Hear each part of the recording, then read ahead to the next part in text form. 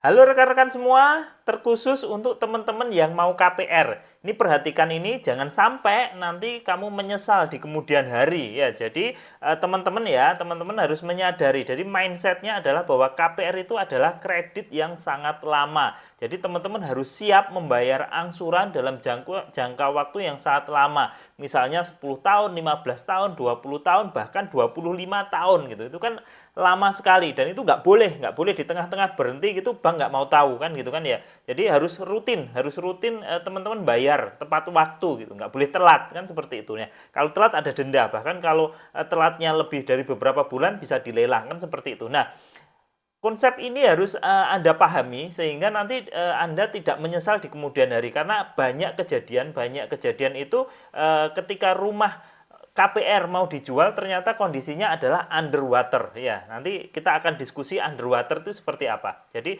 underwater itu adalah uang yang nanti hasil penjualan ini nggak bisa menutupi uang yang Anda harus keluarkan ya. Jadi kita urai satu-satu ya. Jadi kalau kita mau menjual rumah ya, kita mau menjual rumah KPR ya. Ini kita ngomong rumah yang KPR. Jadi anggaplah Anda itu KPR ya, kemudian di tengah jalan rumah itu mau Anda jual, kan seperti itu. Nah, maka ada biaya-biaya yang harus dibayarkan ya. Jadi nanti misalnya nanti kan angsuran Anda itu setiap bulan itu kan tidak seluruhnya masuk ke pengurangan pokok angsuran ya. Jadi angsuran Anda setiap bulan itu kan terbagi antara bunga sama pengurangan pokok. Nah, nanti ketika mau pelunasan, jadi kalau rumah itu dijual kan harus dilakukan pelunasan ya. Pelunasan itu nanti ada sisa hutang pokoknya ini berapa ya. Kemudian penalti-penalti. Jadi kalau orang mau ngelunasin lebih awal itu ada penalti pelunasan awal, ada pelunasan asuransi dan sebagainya. Ya, kemudian ada biaya jual beli rumah. Nah, ini harus dipahami. Jadi, kalau kamu jual rumah KPR terus ada yang beli, berarti kamu harus menghitung ya sisa hutang pokokmu berapa ya. Kemudian penalti-penalti pelunasan ini berapa ya. Ditambah lagi dengan biaya jual beli rumahnya itu berapa. Nah, kan ada 3 komponen itu ya. Biaya jual beli rumah itu nanti kan bisa PPH, bisa notaris dan macam-macam. Nah, ada 3 komponen itu. Nah, ternyata banyak sekali rumah-rumah yang dalam keadaan KPR gitu ya. Misal itu tidak mencukupi. Jadi kalau misalnya pasarannya sekarang 500 juta gitu. Pasarannya di tempat itu rumah second itu 500 juta gitu. Nah, ternyata hutang pokoknya di bank ya, ditambahkan dengan penalti ya, kemudian ditambah biaya jual beli rumah, itu melebihi 500 juta. Nah, itu namanya underwater ya, underwater. Jadi itu kamu susah dan nggak mungkin bisa dijual gitu loh. Karena apa? Karena yaitu tadi pasaran 500 juta nih. Ini pasaran 500 juta nih. Sementara kalau ada orang yang beli rumahmu 500 juta, nih sisa hutangmu di bank ya, sisa hutangmu di bank ini ditambah dengan penalti-penalti pelunasan ya, ditambah lagi dengan biaya jual beli rumah itu lebih dari 500 juta. Nah, ini udah kamu sia-sia gitu. Jadi ngangsur selama ini akan sia-sia karena dijual pun ya nggak mungkin bisa gitu loh. Mau dijual lebih, mau dijual 600 juta gitu. Ya susah karena pasaran di sekitar situ ya cuma 500 juta gitu loh ya. Jadi jangan sampai ya teman-teman yang sedang KPR ya itu tidak memperhatikan bahwa ini adalah kredit jangka panjang gitu loh. Karena ketika mau jual rumah tapi keadaannya itu di istilahnya underwater tadi, ya udah nggak bisa dibayar gitu loh. Nggak bisa dijual gitu loh. Nah, makanya, nah ini banyak sekali terjadi. Ini banyak sekali terjadi terutama ketika kita masih KPR-KPR di awal ya. Misalnya kita ngambil KPR 20 tahun nih. Bahkan kemarin ada teman-teman yang ngambil KPR itu 25 tahun gitu. Ya, ngambil 20 tahun baru ngangsur ya let's say 2 bulan, 3 bulan gitu. Sorry, 2 tahun, 3 tahun gitu. Udah nggak bisa ngangsur lagi gitu. Padahal di tahun-tahun awal itu biasanya bunganya aja hampir 90%.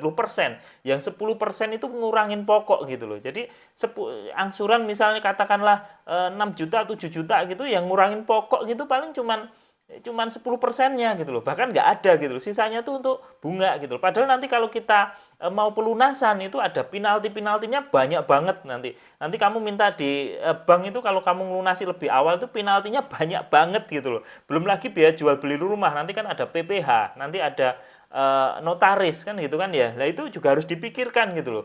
Jadi jangan sampai gitu kamu ngangsur 2 tahun, 3 tahun sia-sia gitu loh. Karena apa? Yo, rumahmu harganya nggak naik ya. Rumah ini harganya nggak naik atau naik tapi sedikit sekali gitu. Sementara tanggungan di bank ini ya tanggungan, kemudian penalti pelunasan, kemudian biaya jual beli ini lebih tinggi gitu loh, lebih tinggi. Atau kamu mau jual lebih tinggi ya nggak bisa karena pasaran di situ kan segitu.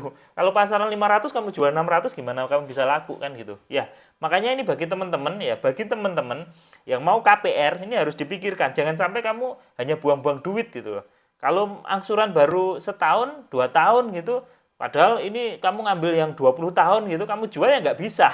Nggak bisa karena biaya pelunasan penaltinya itu tinggi banget gitu loh. Penalti tinggi ditambah lagi dengan hutangmu masih banyak, ya itu tadi seperti yang saya bilang ditambah lagi biaya jual beli rumah ya. Jadi teman-teman yang mau KPR pastikan kamu siap mengangsur dalam jangka waktu yang lama ini ya. Pastikan kamu siap karena kalau kamu nggak siap dan kemudian rumahmu dalam kondisi mau kamu jual tetapi kondisinya underwater ya, kondisinya jumlah tanggungannya lebih besar daripada harga pasaran rumah, habis kita ya. Kita ngangsur setiap bulan ya, rutin itu akan sia-sia gitu, hilang semua gitu. Ya, ini jadi menjadi pembelajaran kita semua ya, menjadi pembelajaran kita semua jangan sampai kejadian ini menimpamu ya. Karena kalau udah sampai menimpamu, waduh, pusing, benar-benar pusing. Saya pernah ngalamin soalnya, pusing benar-benar karena mau dijual nggak bisa ya, mau dijual nggak bisa.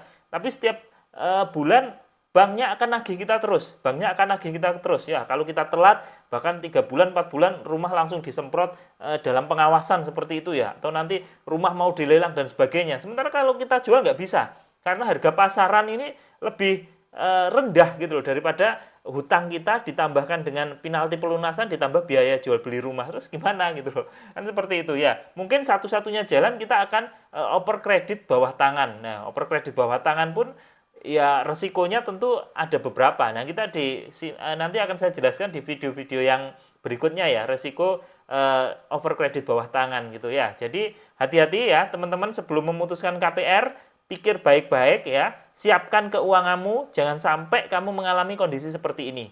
Oke, mungkin kali ini itu aja sharing saya, mudah-mudahan bermanfaat dan sampai jumpa di lain waktu. Assalamualaikum warahmatullahi wabarakatuh.